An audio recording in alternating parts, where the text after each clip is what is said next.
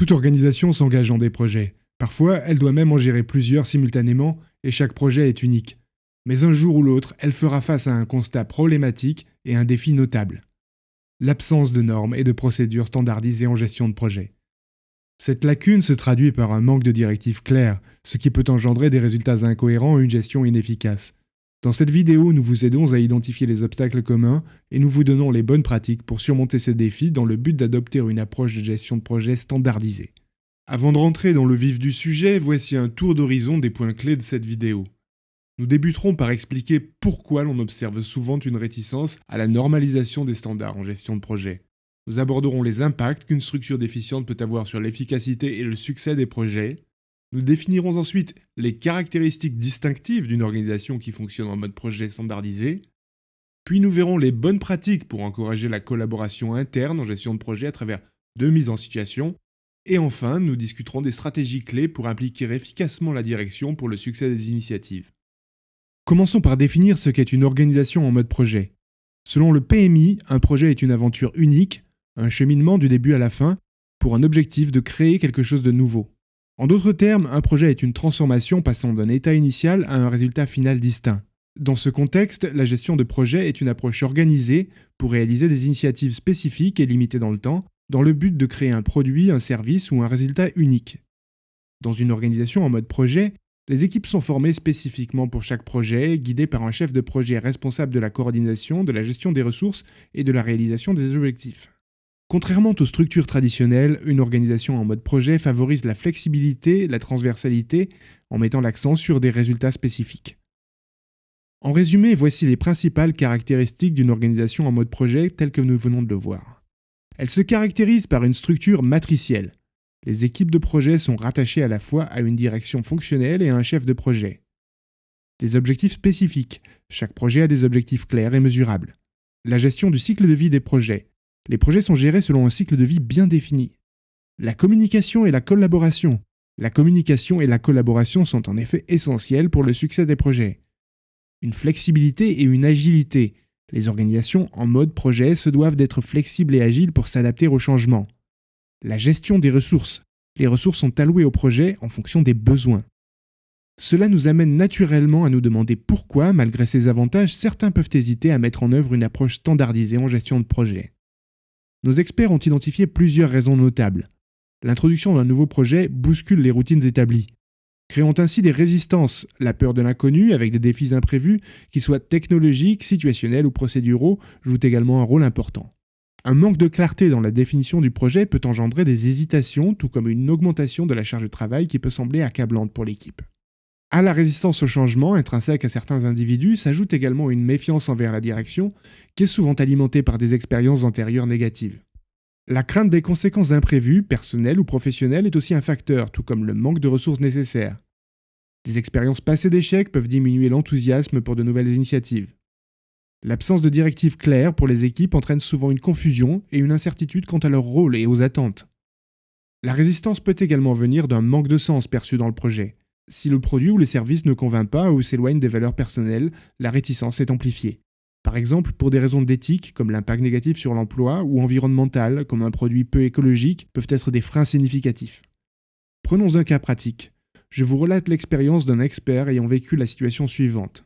C'est une entreprise qui était en plein essor et qui avait décidé de lancer un projet ambitieux, la mise en place d'un nouveau système de gestion interne. L'objectif du projet était clair, une modernisation complète de leur processus, une réponse aux nouvelles normes réglementaires et en fin de compte une amélioration significative de la productivité. En théorie, tout semblait parfait.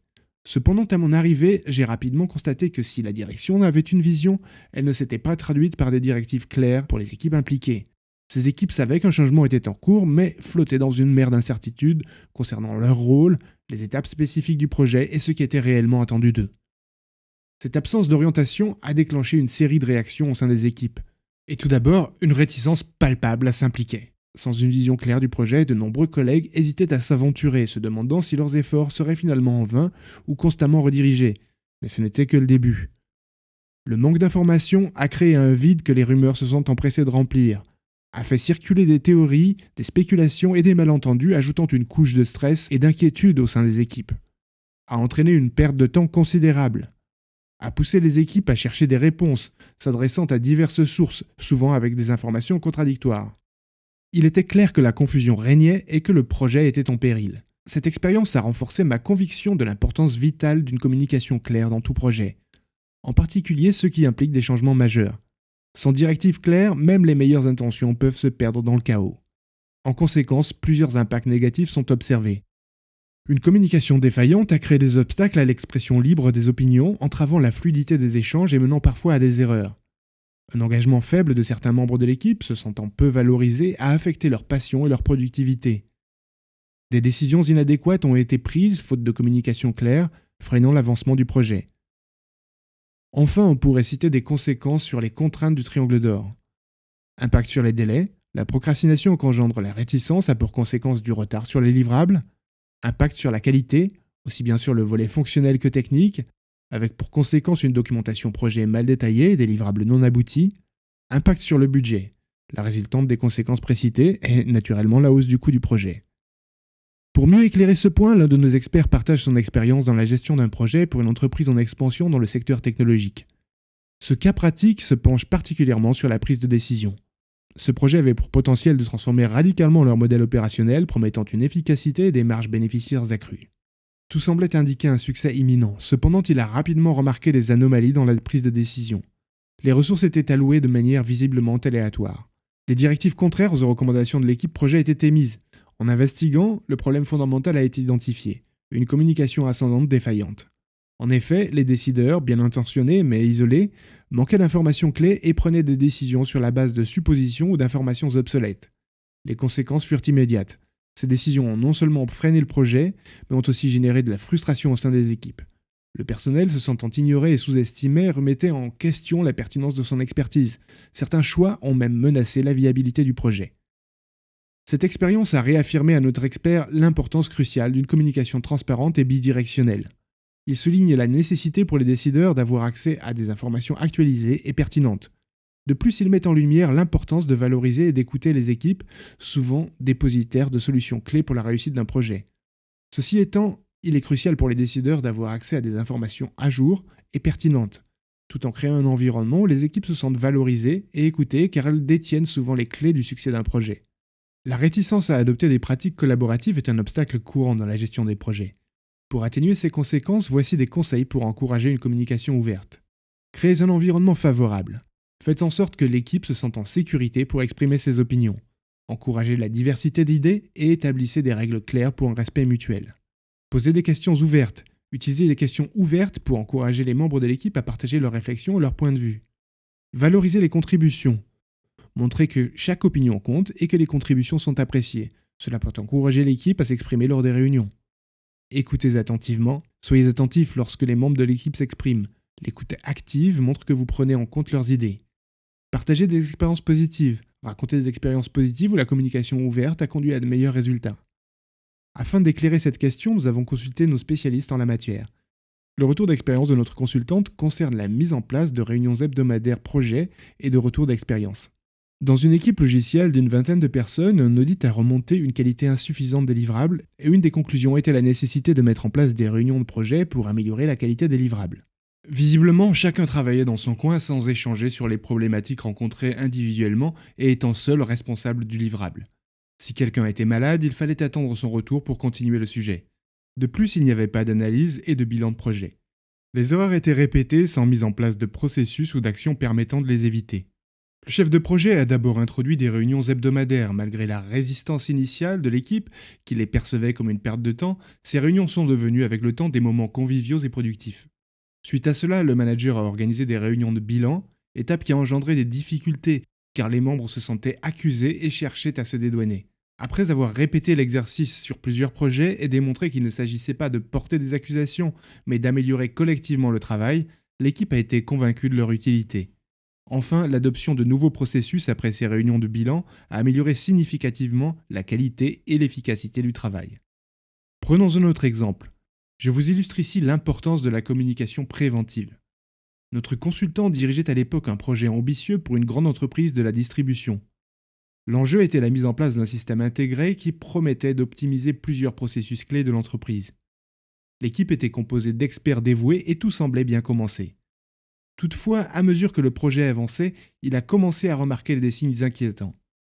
Malgré les nombreuses sessions de brainstorming et les réunions régulières, certains problèmes surgissaient sans que nous les ayons anticipés, entravant la progression et augmentant les coûts.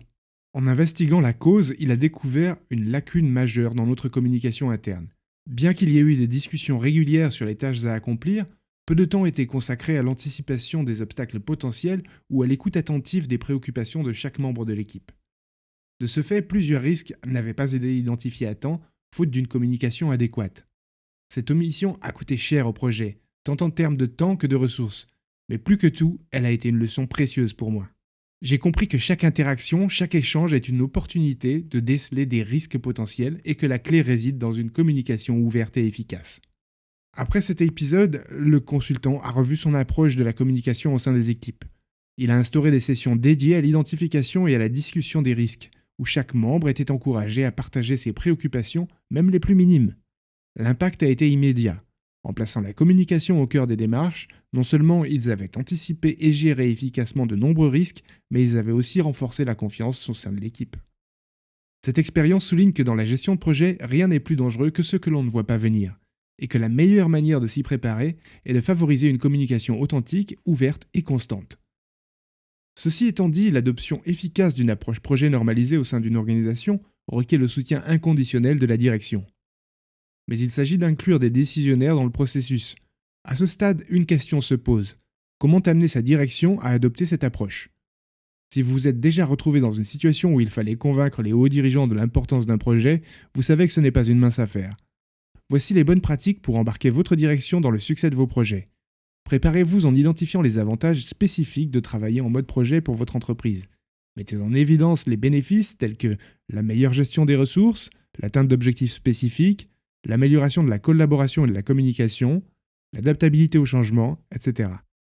Montrez comment ces avantages peuvent avoir un impact positif sur les résultats de l'entreprise. Effectuez une analyse de faisabilité pour montrer que le passage en mode projet est réalisable pour votre entreprise. Présentez des exemples de réussite de projets similaires dans d'autres organisations ou industries pour illustrer les résultats probables. Préparez un plan détaillé qui explique comment vous envisagez de mettre en œuvre le mode projet. Décrivez les étapes nécessaires, les ressources requises, la responsabilité et les délais. En suivant ces étapes, vous démontrez que vous avez réfléchi à la transition et que vous êtes prêt à prendre en charge la gestion des projets. Identifiez les défis ou les problèmes auxquels votre entreprise est confrontée actuellement en raison de l'approche traditionnelle. Par exemple, des retards, des dépassements de budget, des problèmes de coordination, etc. En soulignant ces risques, vous pouvez démontrer comment le mode projet peut les atténuer et améliorer les performances globales. Proposez de commencer par un projet pilote pour démontrer les avantages du mode projet. Choisissez un projet qui est susceptible d'apporter des résultats concrets et mesurables, puis utilisez-le comme exemple pour convaincre votre hiérarchie. Appuyez vos arguments avec des chiffres, des données tangibles pour étayer ces points. Par exemple, présentez des études de cas, des statistiques sur les améliorations obtenues dans d'autres organisations grâce à l'adoption du mode projet ou des projections des gains potentiels pour votre entreprise. Identifiez les membres de votre équipe qui possèdent des compétences pertinentes pour la gestion de projet et mettez en évidence leur capacité à soutenir cette transition. De plus, assurez-vous de disposer des ressources nécessaires telles que des outils de gestion de projet, des formations, etc. Anticipez les objections que votre hiérarchie pourrait soulever et préparez des réponses solides pour les dissiper. Cela montre que vous avez réfléchi à toutes les implications et que vous êtes prêt à faire face aux défis potentiels. Organisez une réunion avec votre hiérarchie pour présenter votre proposition de passage en mode projet. Utilisez une approche persuasive en mettant en avant les avantages clés, en répondant aux préoccupations et en proposant des solutions concrètes. Nous voici arrivés à la fin de ce tutoriel. Pour récapituler, voici quelques points clés à retenir. Dans des organisations gérant divers projets, l'absence de normes et de procédures standardisées en gestion de projet est un défi majeur. Cette lacune se traduit par un manque de directives claires, ce qui peut engendrer des résultats incohérents et une gestion inefficace. Nous avons exploré les raisons pour lesquelles certaines personnes hésitent à embrasser pleinement la gestion de projet, allant de la peur de l'inconnu à la résistance au changement. Ces réticences peuvent sembler insurmontables, mais il est essentiel de se rappeler que la gestion de projet nécessite non seulement de suivre des processus rigides, mais aussi de s'adapter et de trouver des solutions créatives aux défis. Plutôt que de voir ces réticences comme des obstacles infranchissables, nous pouvons les considérer comme des opportunités de croissance et d'apprentissage. Éduquer, expliquer et communiquer les avantages tangibles de la gestion de projet peut dissiper les réticences et créer un consensus autour de son importance. Chaque personne évolue à son propre rythme et la gestion de projet demande une adaptation graduelle. En intégrant progressivement les pratiques et les outils de gestion de projet, nous pouvons surmonter ces réticences et ouvrir une voie à une approche plus efficace et efficiente pour atteindre nos objectifs. Consultez les liens mis dans la description de cette vidéo pour en savoir plus sur les missions et les qualités qui distinguent un bon chef de projet. Si vous cherchez à gagner en efficacité dans la réalisation de vos projets et accélérer votre travail tout en améliorant votre collaboration avec les équipes, ce kit du chef de projet est fait pour vous. Grâce à plus de 34 templates livrables d'aide à la gestion de projet, vous serez en mesure de piloter vos projets en suivant une méthode structurée, maîtriser les contraintes de gestion de projet, accélérer la réalisation de votre projet en utilisant de bons livrables au bon moment. Consultez le lien en haut de cette vidéo ou en description pour télécharger le kit et bénéficier de mises à jour gratuites. Faites part de vos commentaires, questions ou partage de leçons apprises par vos propres expériences. Consultez plus d'articles sur notre blog, bloggestiondeprojet.com, pour apprendre et progresser en management de projet.